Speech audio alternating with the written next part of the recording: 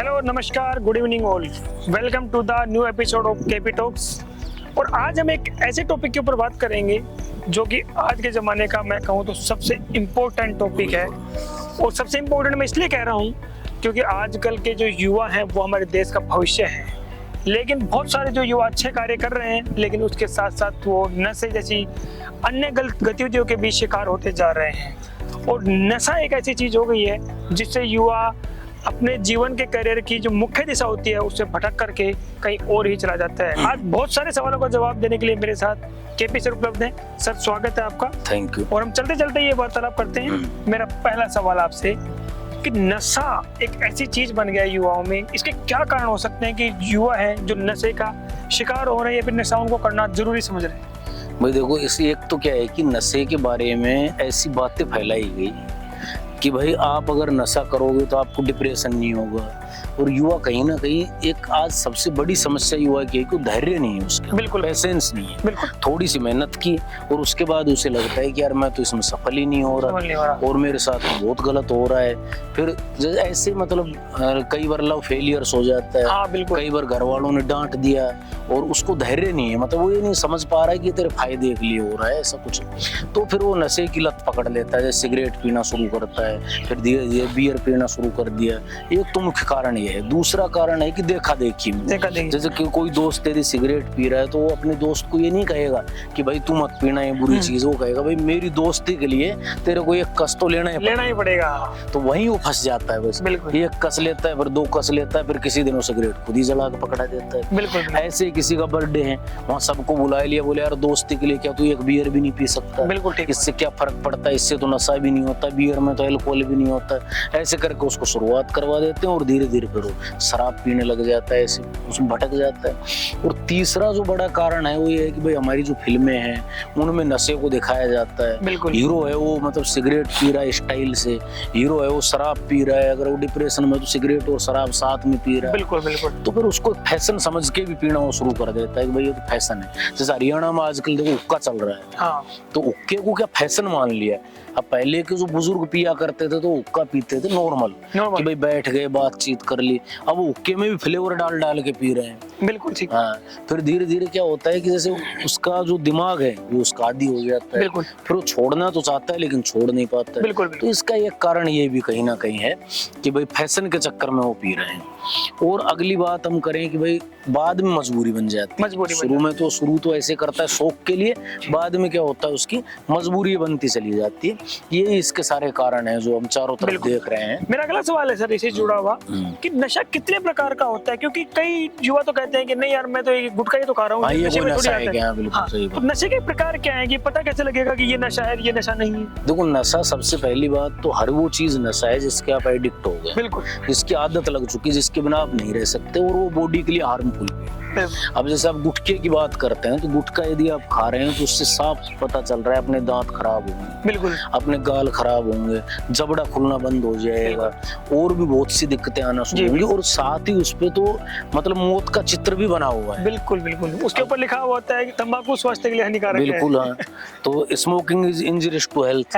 तो अब जैसे सिगरेट आप खरीद रहे हैं तो उस पे भी चित्र बना हुआ है, तो वार्निंग भी दी जाती है, फिल्मों में भी नीचे लिखा आता है।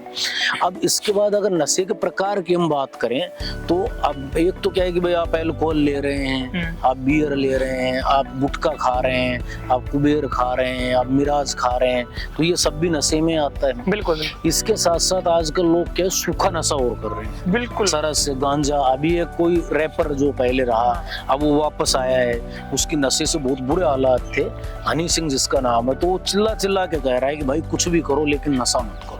उसने सूखा नशा किया, खुद का होश ही नहीं रहा है कि कहाँ पड़ा है कहाँ नहीं पड़ा। बिल्कुल। एक स्टेज ऐसी आ जाती है कि बंदा सरस और गांजा लेके पड़ा रहता है, 3-3 दिन तक उसको पता ही नहीं होता और उसका जो बॉडी की एक्टिविटी है बहुत ज्यादा स्लो हो जाती है। बिल्कुल। मैं आपको इसमें बीच में रोकना चाहूंगा, एक बात पूछना चाहूंगा सर कि अभी मैं कुछ दिनों पहले किसी व्यक्ति से मिला, उसने कहा कि एक के पथरी हो रखी है और वो कहता है कि तू बियर पीने से ठीक हो जाएगा।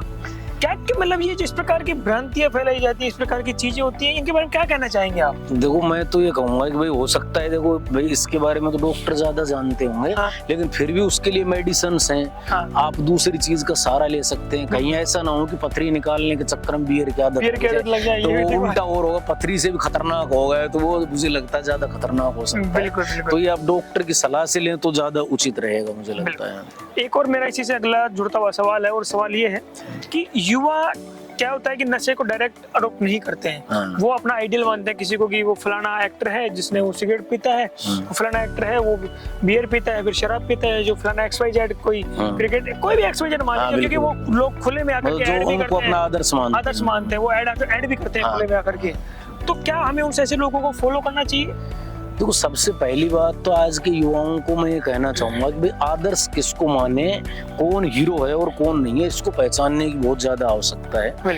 अब आप देखो कि आप एक बात समझिए कि आपका कोई अच्छा दोस्त है या आपका अच्छा भाई कभी आपको ये कहेगा क्या कि आप नशा करो, बिल्कुल, या आपको नशे में धकेलेगा क्या, बताइए। अब आप जिसको आदर्श मान रहे हो गुटखे का ऐड कर रहा है और वो आपको कह रहा है गुटखा खाओ, या वाइन का ऐड कर रहा है कि भाई जब तक 4 यार मिलेंगे तो 4 पैक लेंगे, ये करेंगे वो करेंगे, तो वो आपके आदर्श कैसे हो सकते हैं? वो आपके अच्छे दोस्त अच्छे भाई कैसे हो सकते हैं? वो नहीं हो सकते, सिंपल बात है। ऐसे अभी मैं इसमें एक चीज और ऐड करना चाहूंगा, एक नशे के आज के टाइम में ऑनलाइन जुआ और चल रहा है। हाँ बिल्कुल, ये भी नशे से ऑनलाइन गेमिंग है, वो भी एक तरह से अपने शरीर के लिए नशा है, वो भी नशे का एक प्रकार है। तो मैं देख रहा हूँ कि जितने भी क्रिकेटर्स हैं जिनको लोग आदर्श मानते हैं वो कह रहे हैं कि आओ जूपी पे लूडो खेलो। बिल्कुल, इंस्टाग्राम इन्फ्लुएंसर्स देखेंगे आप, बहुत सारे जो इस तरीके का गेम्स को प्रमोट करते हैं। और जो छपरी हैं जो लोग इंस्टाग्राम पा रहे हैं जिनके अंदर कोई टैलेंट नहीं है, वो युवाओं को भटका रहे हैं अपने मार्ग से। तो पहले तो आप आदर्श सुनने में इस बात का ध्यान रखो कि आप आदर्श किसको चुन रहे हो। और इस दुनिया में हीरो केवल 2 ही हैं, एक जवान और एक किसान। किसान जिसकी वजह से हमें रोटी मिल रही है, जो हमें कमा कर दे रहा है, उसको खुद कुछ नहीं बचता लेकिन फिर भी हम रोटी खा के तो जिंदा रहेंगे। और जवान जो हमारी रक्षा कर रहा है। तीसरा कोई हीरो नहीं है। तो अपने आदर्श बनाने से पहले 1000 बार सोचिए, किसी भांड को, किसी ऐसे नचनिया को आप अपना हीरो ना बनाएं। वो मनोरंजन करवाते हैं, अच्छा मनोरंजन करते हैं, हम तालियां बजाते हैं, उनको टिकट के पैसे देते हैं, सिंपल सी बात है।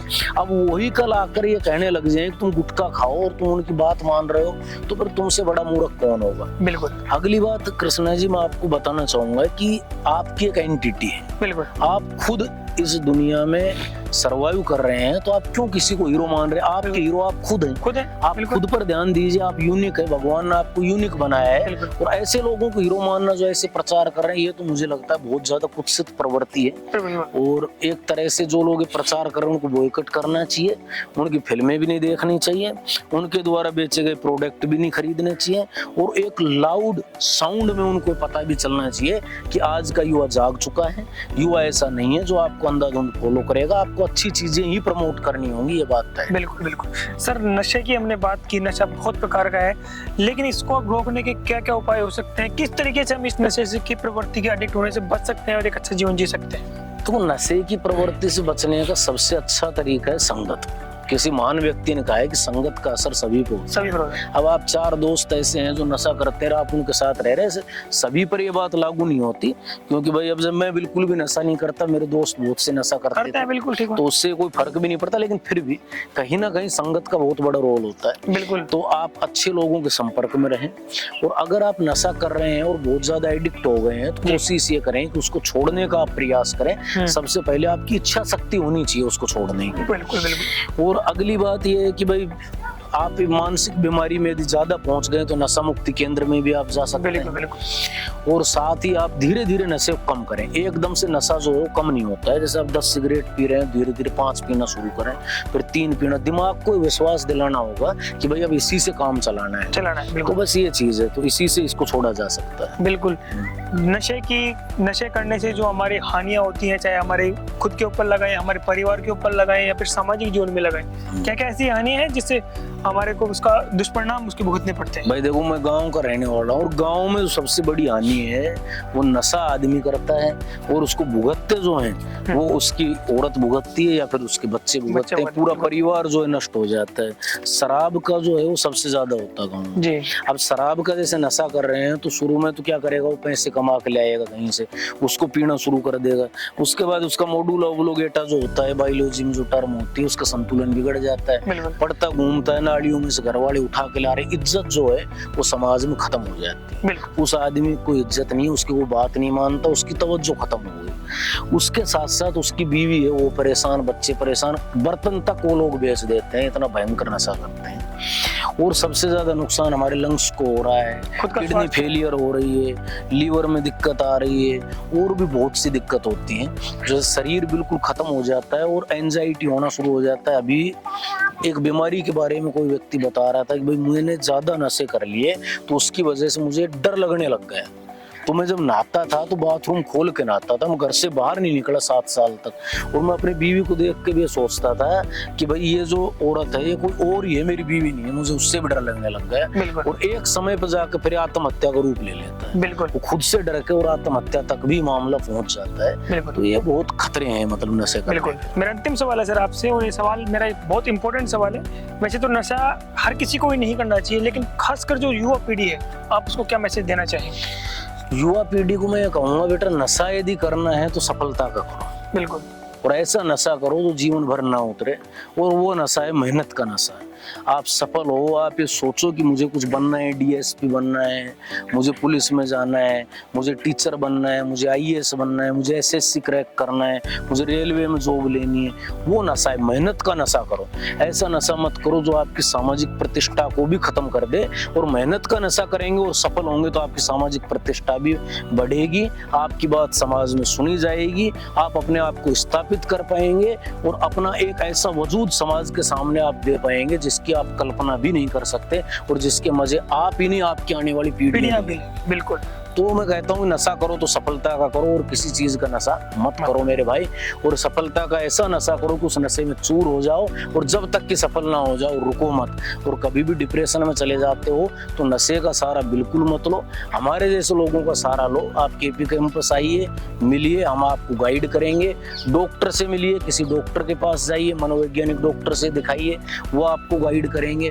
बहुत अच्छे अच्छे लोग हैं जो अच्छाई करना चाहते हैं। आप ऐसे लोगों से घिरे हुए हैं जो कहीं ना कहीं आपको खत्म करने में लगे हुए हैं, तो कृपया अपने पड़ोस को चेंज कीजिए, बहुत अच्छी मेहनत कीजिए। यही मैं युवाओं को मैसेज देना चाहूंगा। Thank you so much for watching this video. अगर आपको हमारी वीडियो ये सीरीज अच्छी लगती है तो आप इसको लाइक करें, शेयर करें, और कमेंट बॉक्स में बताएं कि नेक्स्ट वीडियो हम किस टॉपिक के ऊपर आपके साथ लेकर के आए। धन्यवाद। जय हिंद।